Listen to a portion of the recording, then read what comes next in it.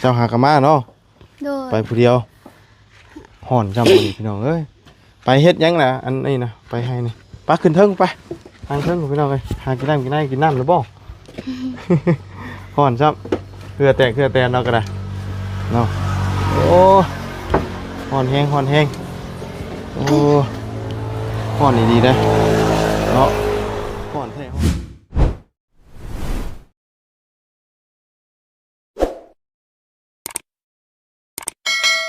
เอาคือเงียบเงาแท้เนาะพี่น้องเอ้ยมื้อนี้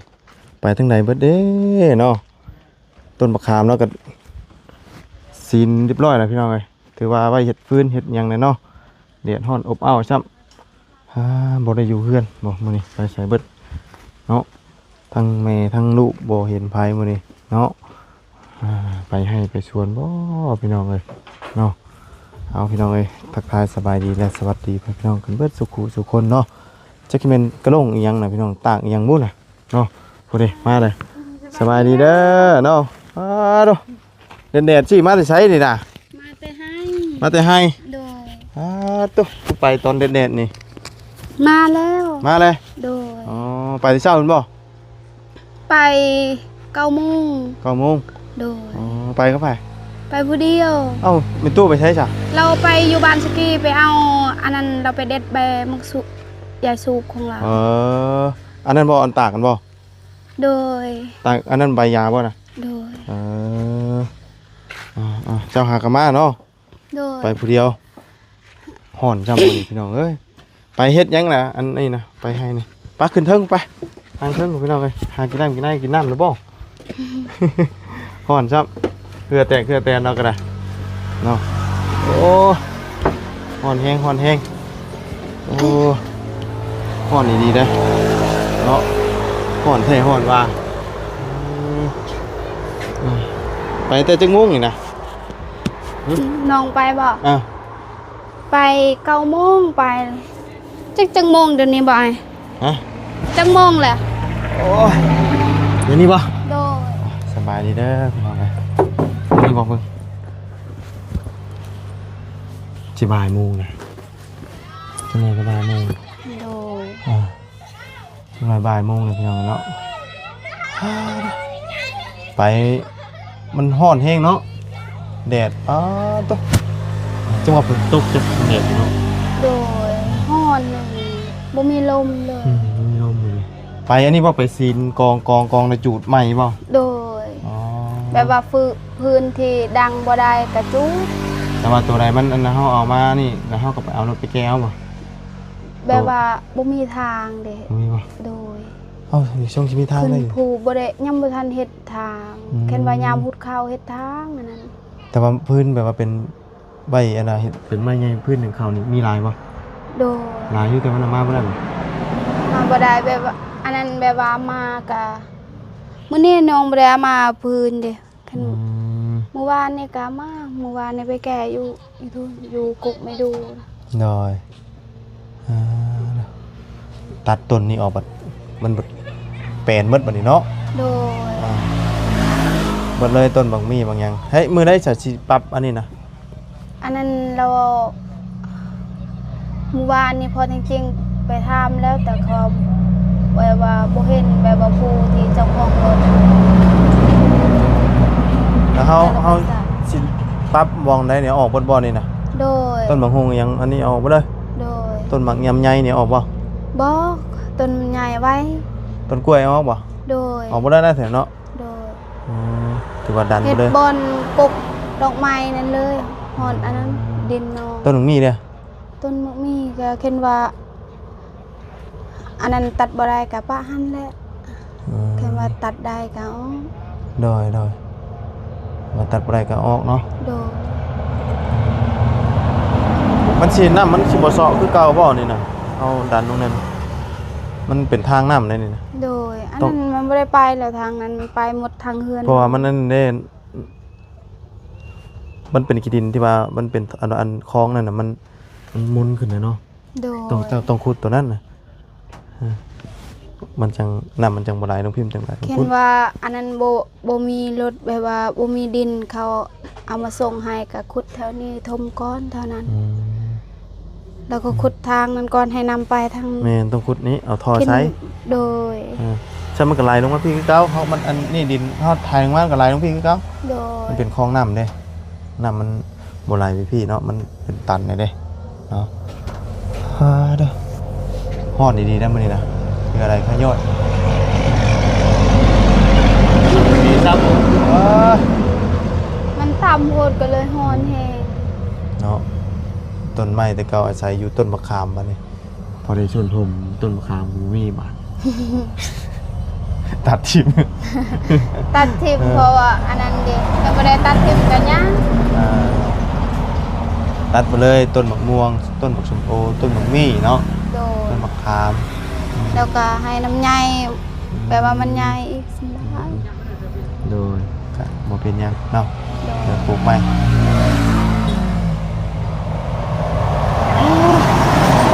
ล้างแลนกับฮ้อนแท้นี่แล้วบ่ฮือนะ โดยแล้วมื้อนี้เลยแบบว่าจูดอีหยังแบบว่า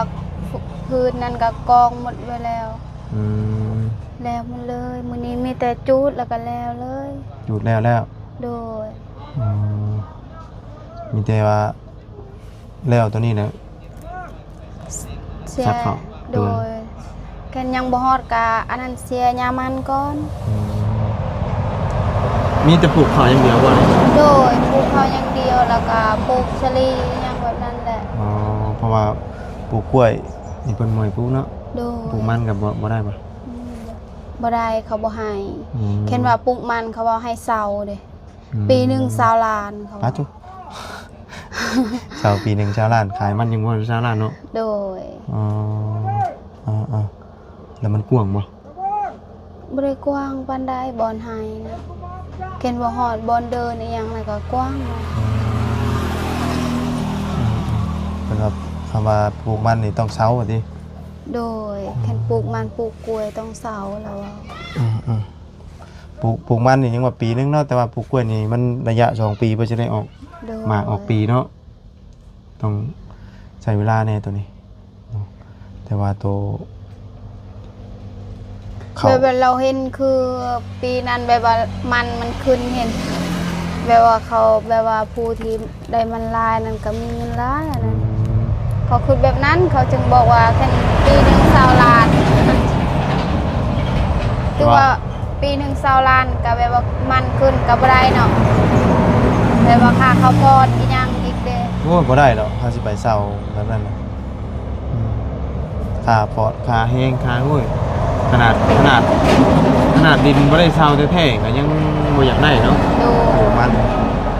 เอาหักต้นทุนออกแล้วเหลือบ่นั่นบ่กี่ล้านนะเห็นผู้ใดปลูกกันน่ะนอกจากว่ามันงามแล้วราคามันได้ดีเนาะ ดู จังสิพออยู่ได้แน่เนาะมันเห็นอยู่เป็นเงินอันว่าอันตอนขายเป็นก้อนมาเนาะ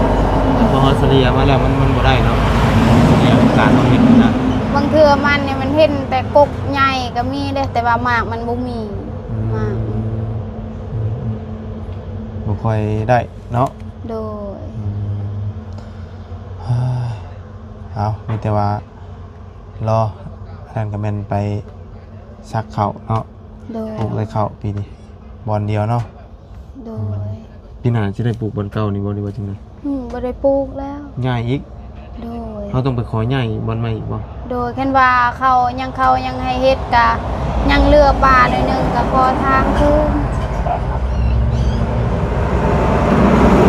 ใหญ่ทุกปีนั้นเนาะเขา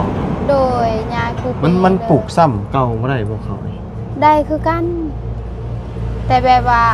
มันยากตอนที่แบบว่าเสียแบบว่ามันแดดแห้งบ่ไหวเด้เห็น เพราะว่าคือตัวเฮาทางใหม่นี่เฮาอาศัยจูดเอา โดย ตัวทางใหม่นี่อาศัยจูดตัวเก่านี่ต้นไม้มันบ่ใหญ่นะมันต้องทางหญ้าทางหยังเนาะ โดยแค่นแบบว่าเขามีผู้ชายแล้วเขาแบบว่าเอาจักรตัดนั่นเห็น อืม ก็สำบายหน่อยหนึงเขาเอาจักรตัด อันนี้เขาให้แบบว่าเขาเสียแล้วมันบ่ทันเด้อ เนาะบ่ทันเนาะ โดย เอาเนาะข้าวฝ้าวหาผู้ชายมาอยู่นำไม่ไหว เดี๋ยวเนาะขาดแต่ผู้ชายแท้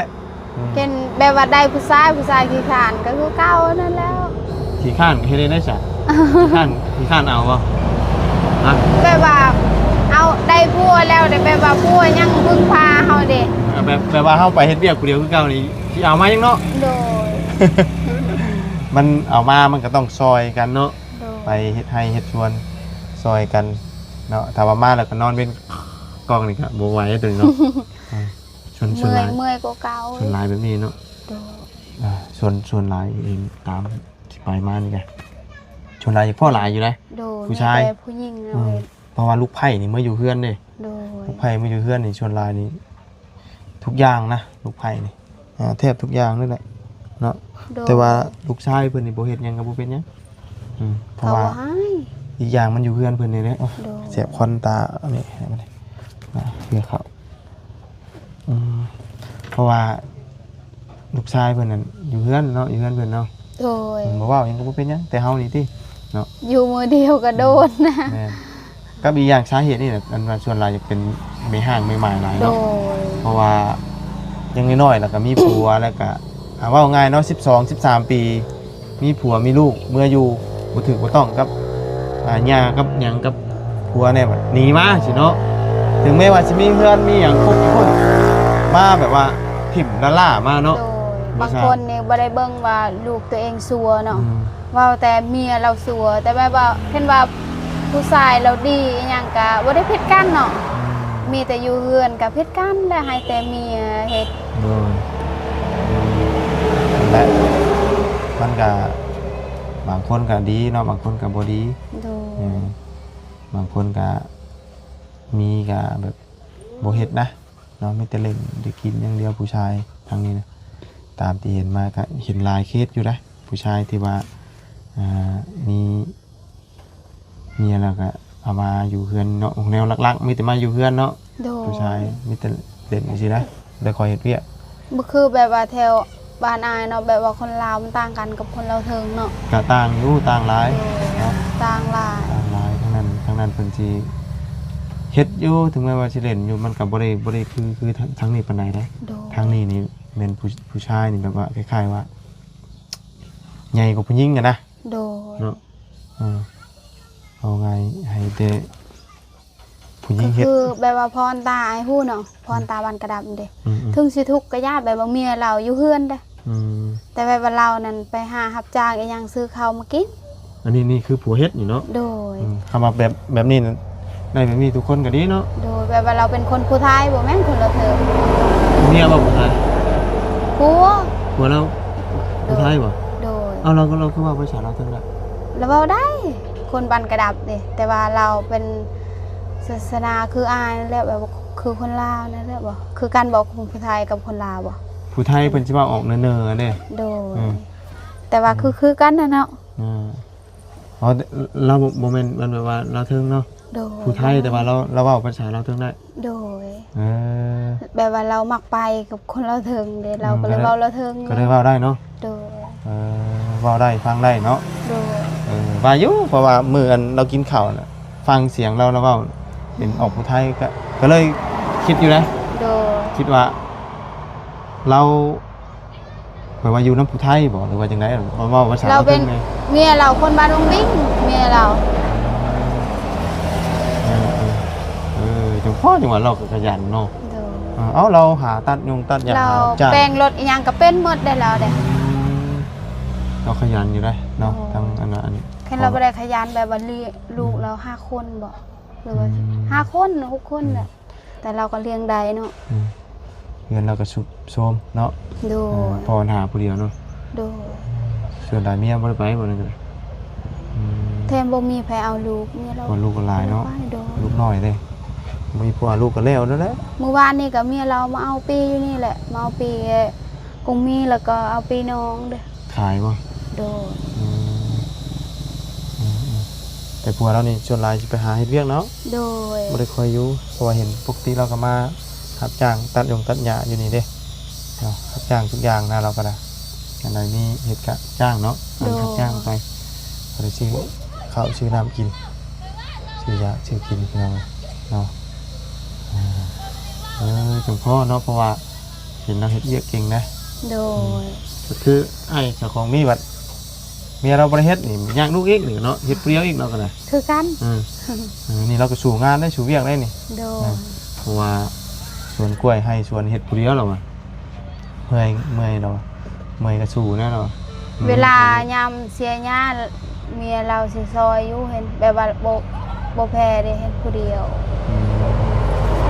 มันบ่ไหวเนาะ โดย เราสิเอาผู้เดียวตลอดมันก็บ่ไหวอะนะ เมียเราก็คือกันคันเวลาเฮ็ดเวียกนี่บ่ได้พักเลยเด้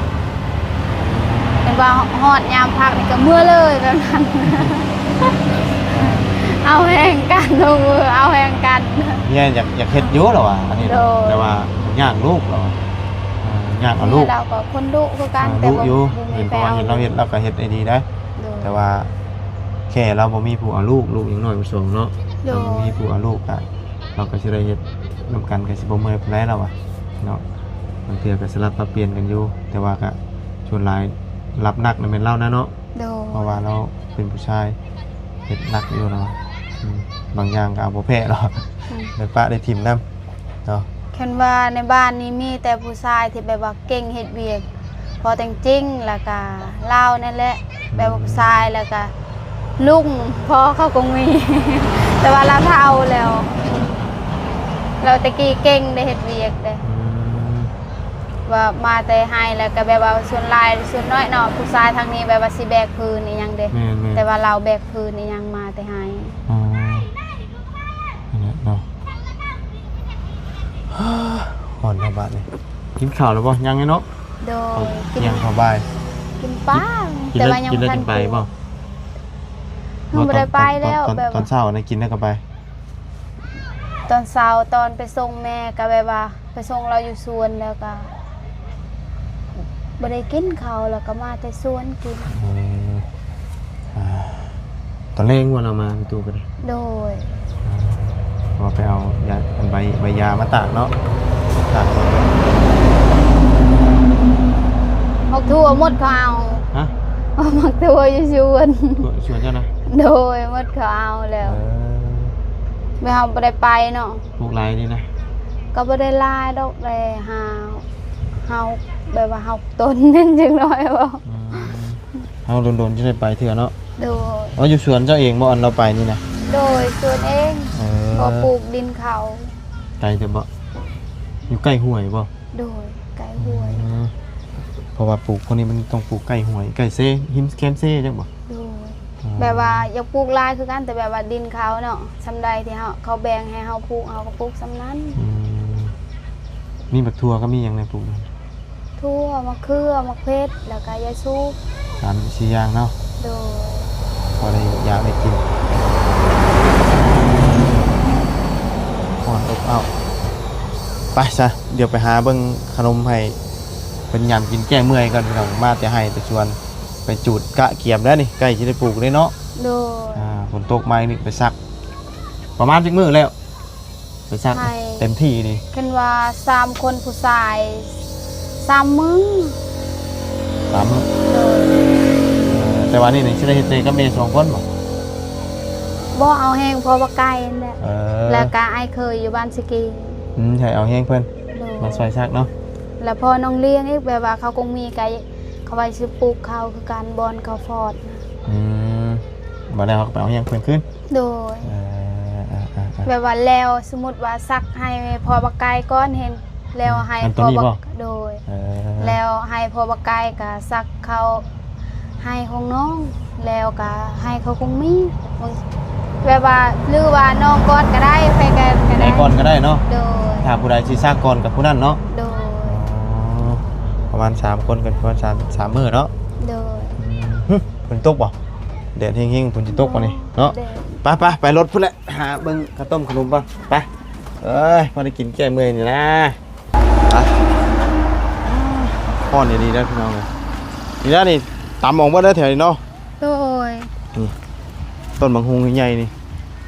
นี่อยากเอาไว้นี่ ไหวบ่ โดย ต้นหมกใหญ่ต้นกล้วยเนี่ยออกเนาะ โดยออกมาเลยนี่ ดันออกไปทางนี้ก็ใกล้ชิแล้วแล้วเฮือนซานบ้านช่องเนาะ โดย อบเอาผลปันไฟแล้วพี่น้องเอ้ย กำลังอยู่ เป็นเห็ดอย่างเด้เหมือนเนาะเรียกปัน ผสมปูนบ่โอ้เอาไปโอ้ ไปดี ดีไปดิไปเลยเด้อบ๊ายบาย ไปบุญ เออพี่ยังไปให้ ไปน้ เออ ำไปบุญน้ มาพี่มาแกะกินขนมคนละห่อนี่มาพี่ขนมนี่มาคนละห่อ ให้บนหอน่ะเราบ้าว่าให้คนนายผู้เดียว จะห่อ2ห่อ ค่อยเด็กพ่อ 2ห่อ ใจ ไปหาน้องป๊อป มาแล้วบ่มาเลยยังบ่นี่3ห่อผู้ใหญ่ เด้อขอบใจเด้อนี่ผู้ใหญ่นะนี่ผู้ใหญ่นะเกลือหน่อย 2ห่อ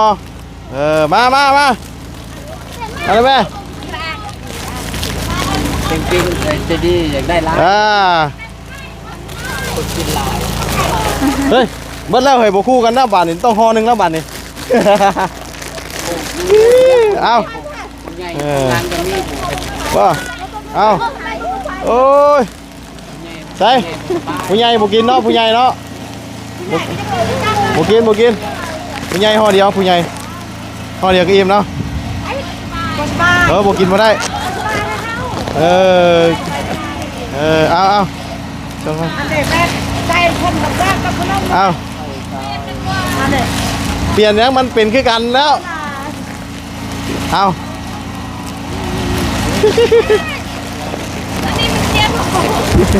เอาเราเที่ยวตะแหวนมาแป๊บ เนาะ น่าได้เท่าไหร่ เราบอกว่ายากแบบใจแล้วเราบอก เบิดแล้ว